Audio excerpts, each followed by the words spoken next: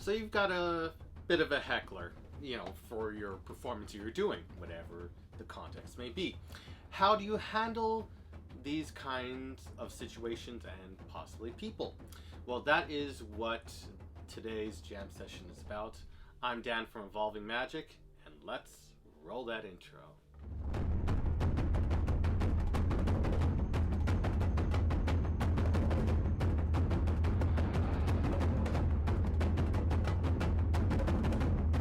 In many cases, people, and as I wrote, would consider this like a 200 IQ play against a smart spectator.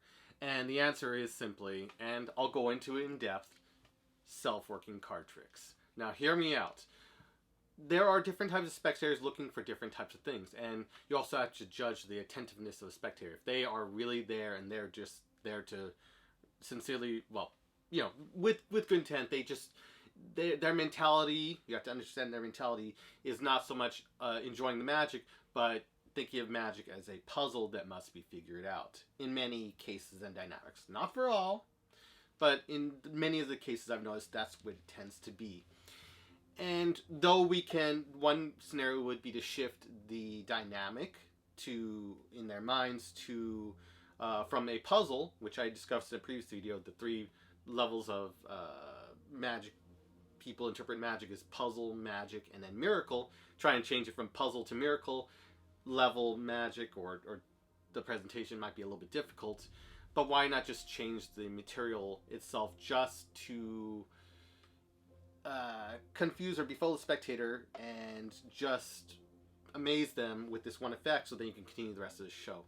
From what I've noticed, if you can just amaze or blow away the spectator once with no conceivable way, like a real magical effect, and that for hecklers is a self-working card trick. What can they burn if there's no moves in it? Though you don't want a heavy dealing card trick.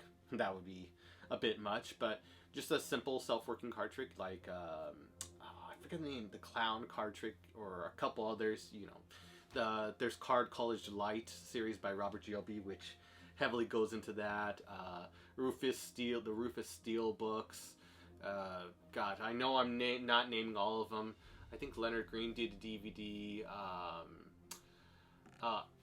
Aldo Colombini did a couple. It's just, the list goes on. But just to be able to do one self-working card trick to handle the spectator, and if you can amaze them and really blow them away, not only do you amaze them and they're happy and satisfied for a good while, and this is 95% of cases where with the heckler they're satisfied. If they can get their moment, they can fill the spot, ray of sunshine, and you amaze them.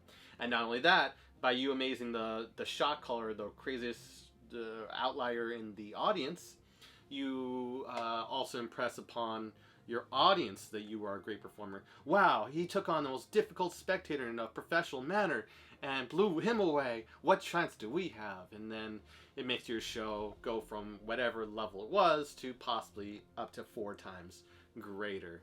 So it does, it's risky, mind you, to be able to handle this kind of situations, and you don't want to provoke them, but if they're there, take advantage of it.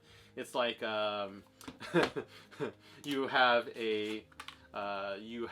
memorize the key card bomb, let's say 6 of hearts in our example, just found it right now, and they say take a card and they take the bottom card. You're not going to try to stop them from it. You normally would assume, and you looking away, that you have no idea what it would be.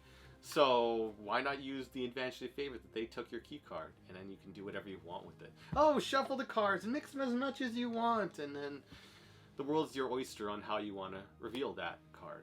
But that's just an example, similar example.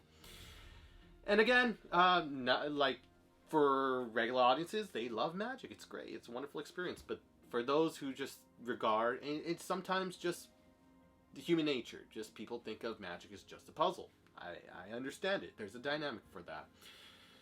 Then you just have to be mindful of that and handle it accordingly, so that the experience is great for everyone, and that you're accepting. It's also acceptance of different perspectives. It's not that anyone's right or wrong, but as a professional entertainer, you have to be able to handle these situations accordingly.